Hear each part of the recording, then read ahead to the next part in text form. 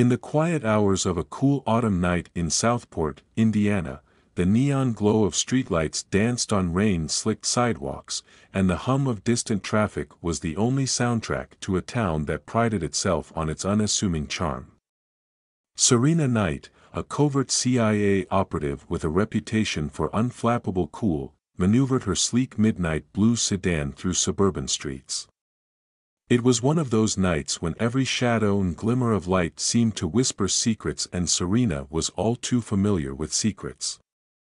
Before we dive deeper into this tale, we'd love to hear from you. Let us know where you're tuning in from, and if stories like this resonate with you, consider subscribing to our channel. Tomorrow, we have another special narrative waiting just for you. After a long day of undercover work, Serena's mind was still buzzing with the details of her latest assignment.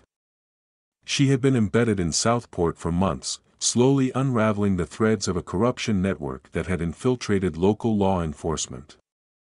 Tonight, as she approached a quiet intersection near a row of modest townhomes, Serena's trained eyes caught sight of a glimmer off a stop sign.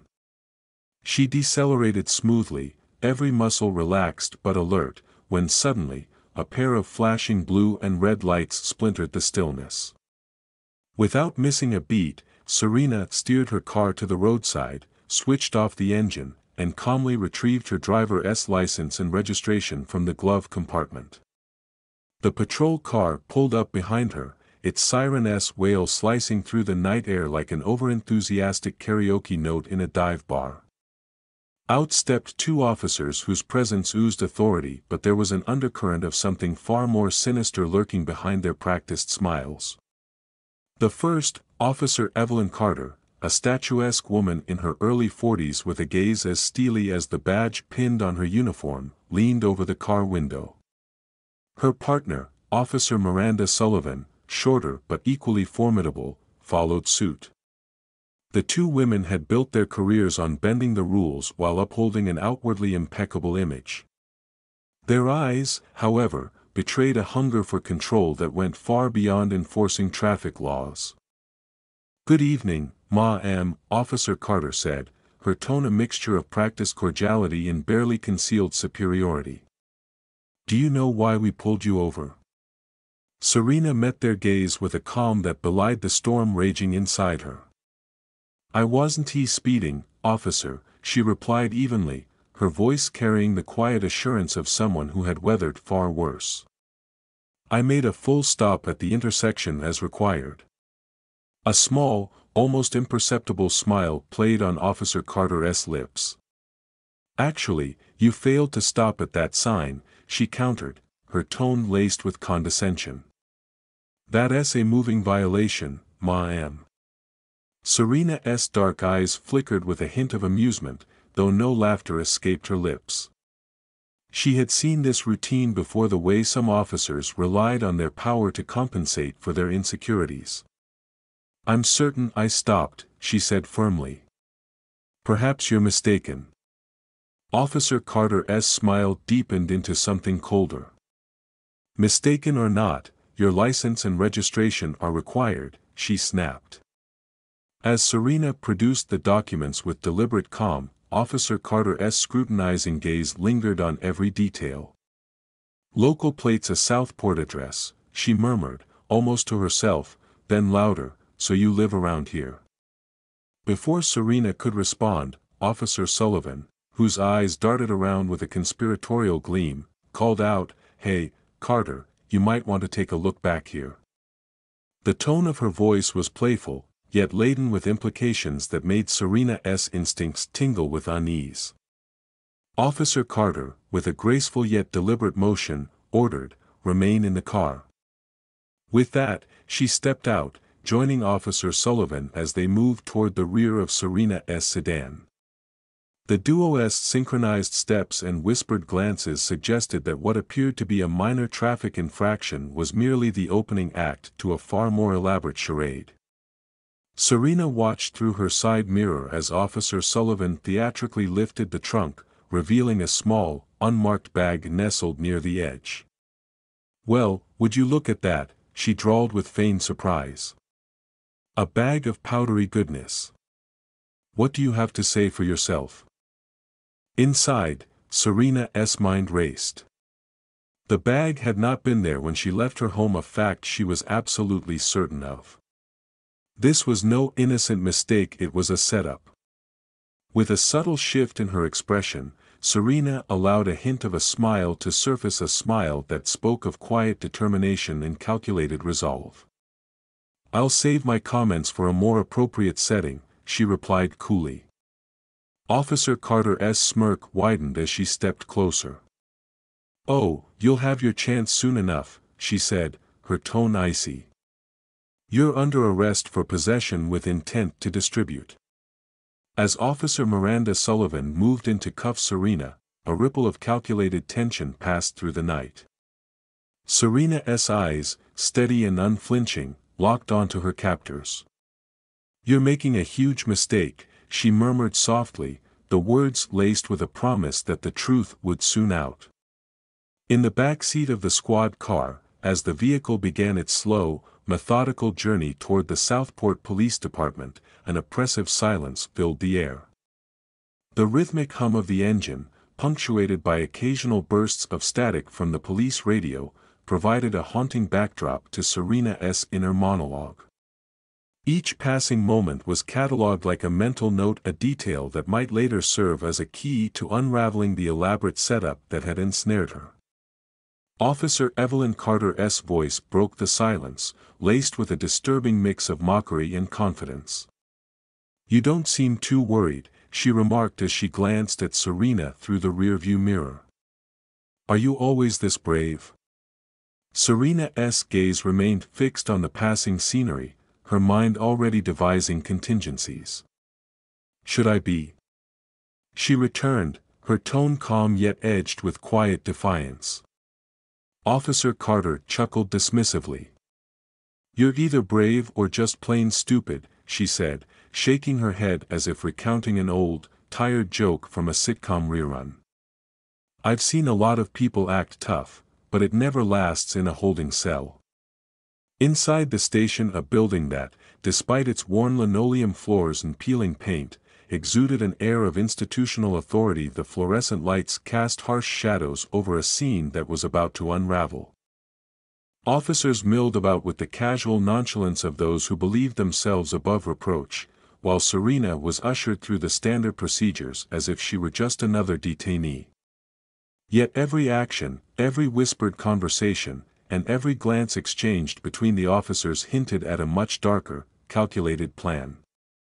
Serena was guided to a stark, cold cell, a metal bench bolted to the wall, the bars casting long, grim silhouettes on the concrete floor. The oppressive environment was punctuated only by the relentless buzz of the overhead lights, each flicker a reminder of the harsh reality she now faced. As the cell door clanged shut behind her, Officer Carter's parting words echoed in her ears. "The courts love a good sob story, don't they? Let us see how confident you are when you're facing a judge." Hours passed in the isolation of that cell. Serena sat with her back straight, her posture an emblem of unyielding resolve.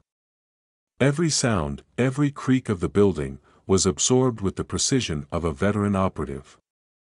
Her eyes never left the narrow window high on the wall, where a faint sliver of dawn signaled the coming of a new day. Though her physical body remained in the confines of the cell, her mind was already orchestrating her next move, a delicate dance between patience and the simmering fury of injustice. Meanwhile, in another part of the station, Jordan Fields, a young, idealistic officer fresh out of the academy, watched the unfolding events with growing trepidation. Jordan had been assigned to routine processing duties and had never before encountered a case that felt so disturbingly contrived. Something about Serena's demeanor, the calm precision of her every word and gesture, gnawed at him. It was as if she possessed an inner light that threatened to expose the darkness festering within the institution. As Jordan meticulously reviewed Serena's file on his computer, he noted details that didn't add up. Her employment history was conspicuously vague, her recent stint listed as independent consultant with no further elaboration. The digital report provided by Officers Carter and Sullivan was unnervingly tidy, almost too perfect. It was as if every step of the arrest had been choreographed to fit a predetermined narrative, a narrative designed to suppress the truth. In the break room, the atmosphere among the higher-ups was markedly different. Over steaming mugs of coffee and a box of overly sugared donuts that could have been straight out of a sitcom about Midwestern diners, Officers Evelyn Carter and Miranda Sullivan exchanged banter laced with an air of smug satisfaction. "Look at him," Miranda mused, referring to Jordan, "he's acting like he has seen a ghost. Probably overthinking things as usual." Evelyn Carter smirked. "You know what I love about this job?" she said. "It's the predictability, seeing the same types of people fall for our little setups time and again. They think they're so clever, but in the end, they're just another name in the system." Their laughter, however, was cut short by a subtle shift in the air, a subtle ripple that suggested not everyone was content to play by the corrupt rules of the game. In a quiet corner near the records archive, Jordan's resolve had hardened. The unease that had been steadily building in his chest was now transforming into a determination to do what was right. With trembling fingers, he logged into the secure system and began sifting through past case files, unearthing disturbing patterns that linked numerous arrests to the same dubious methods employed by Officers Carter and Sullivan. Late that morning, as the station began to stir with the routine chaos of a new day, Jordan's internal conflict came to a head. He approached Serena's cell, his heart pounding in his ears. "Miss Knight," he began hesitantly, using the name she had been assigned on the file, though internally he knew she was far more than just a suspect. "Did you really consent to the search of your vehicle?" Serena's eyes met his, sharp and unyielding. "What do you think, Officer Fields?" She replied quietly, her tone both challenging and compassionate. "You know exactly what I mean. Sometimes, those in power count on people like you to look the other way."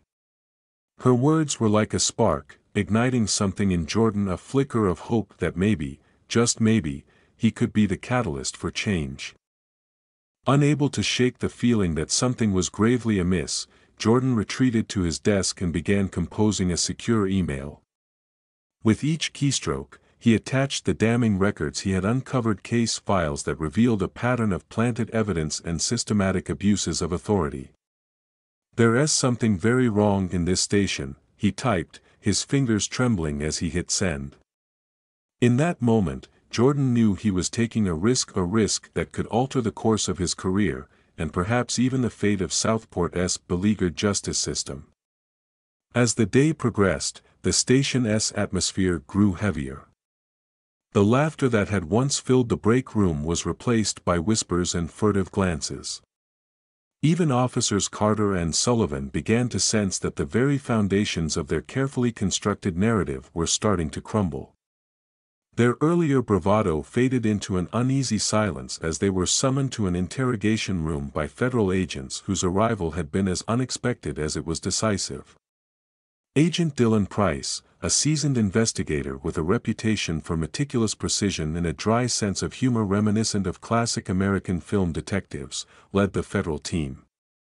His eyes, hidden behind sleek, modern glasses, scanned the room as he addressed Officers Carter and Sullivan. "We need to speak with you both," he said in a tone that brooked no argument. The officers exchanged nervous glances, their earlier cockiness replaced by a palpable sense of dread.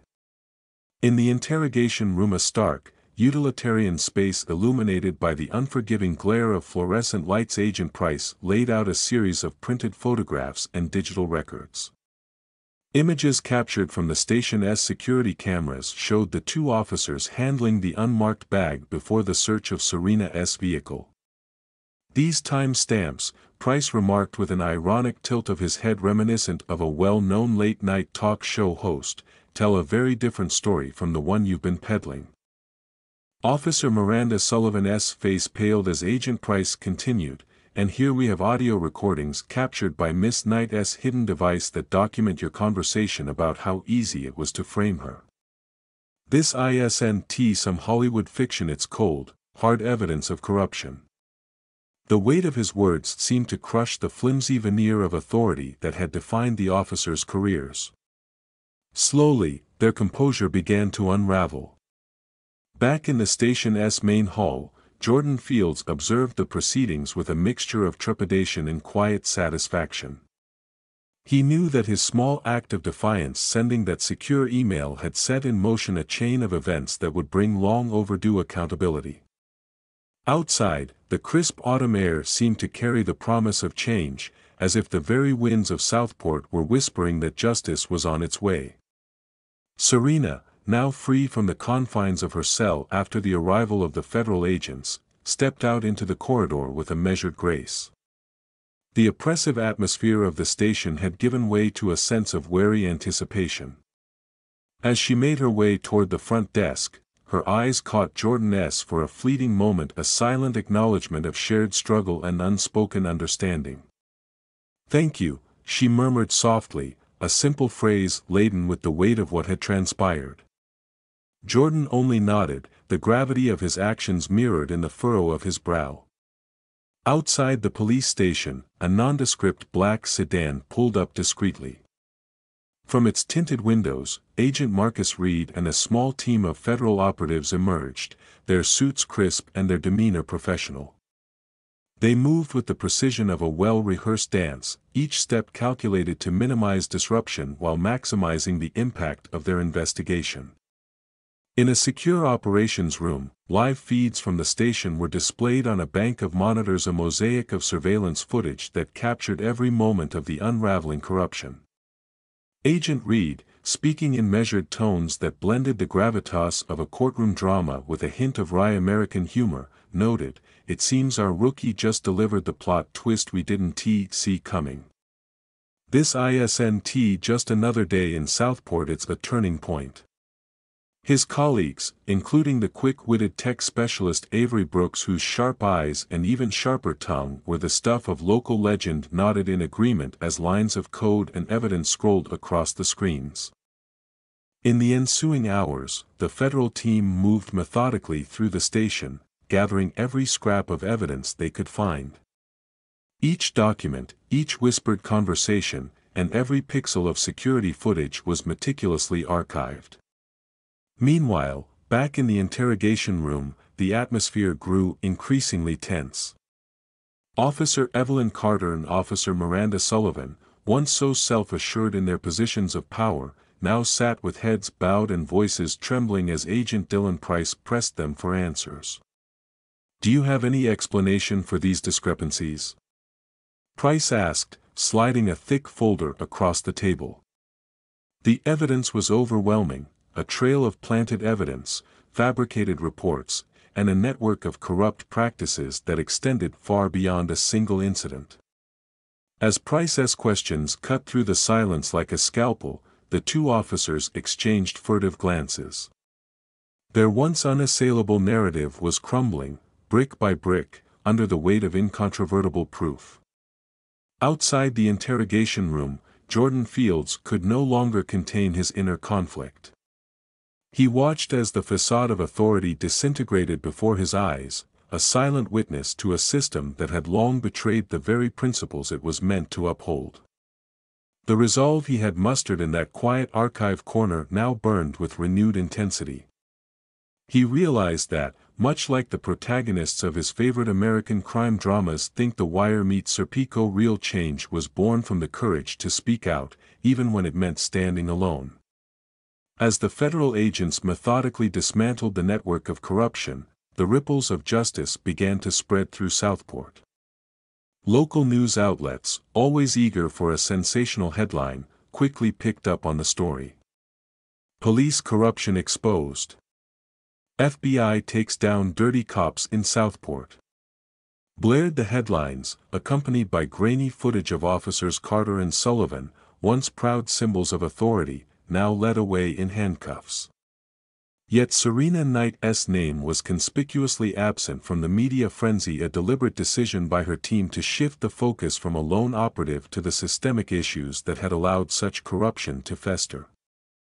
In a rare moment of reprieve amid the chaos, Serena found herself sitting on a weathered park bench in a leafy corner of Southport's South Central Park. The golden hues of autumn leaves swirling around her were a stark contrast to the cold steel of her recent confinement. With a steaming cup of locally roasted coffee in hand and nod to the region's proud independent cafes, she allowed herself a brief moment of reflection. Joining her was Agent Dylan Price, whose measured presence and subtle humor had grown into a form of camaraderie forged in the crucible of shared adversity.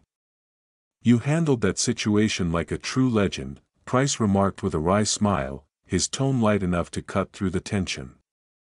"I mean, if this were a Tarantino flick, you'd be the cool, unflappable hero walking away in slow motion, while everyone else gets their comeuppance."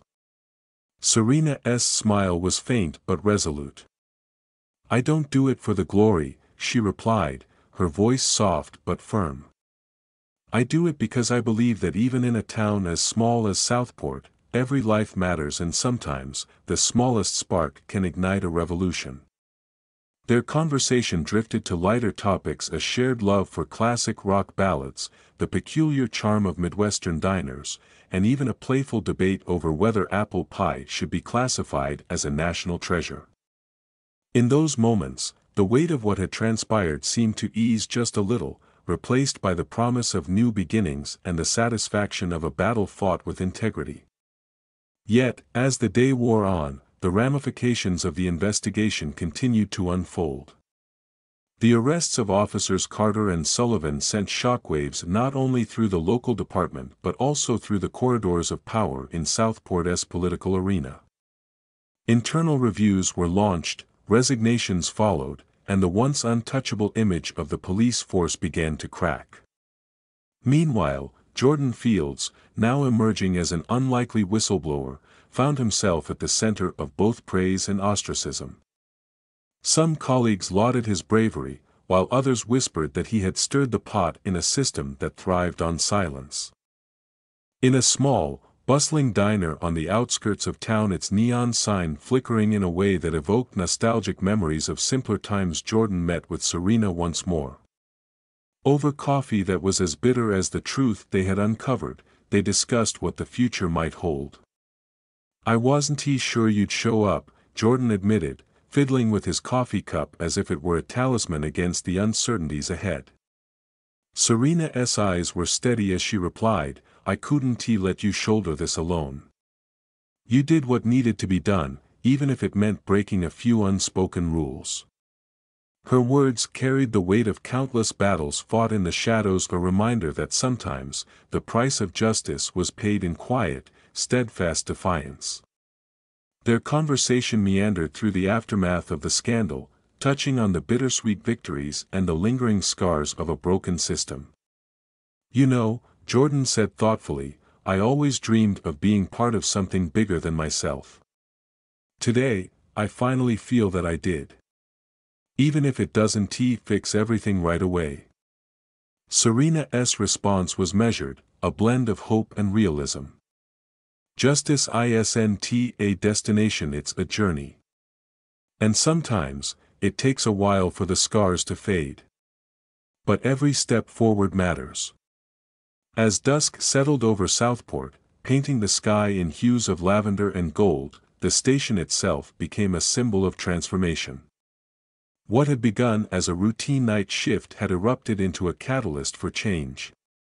The federal investigation was far from over. There were more questions to be answered, more wrongs to be righted.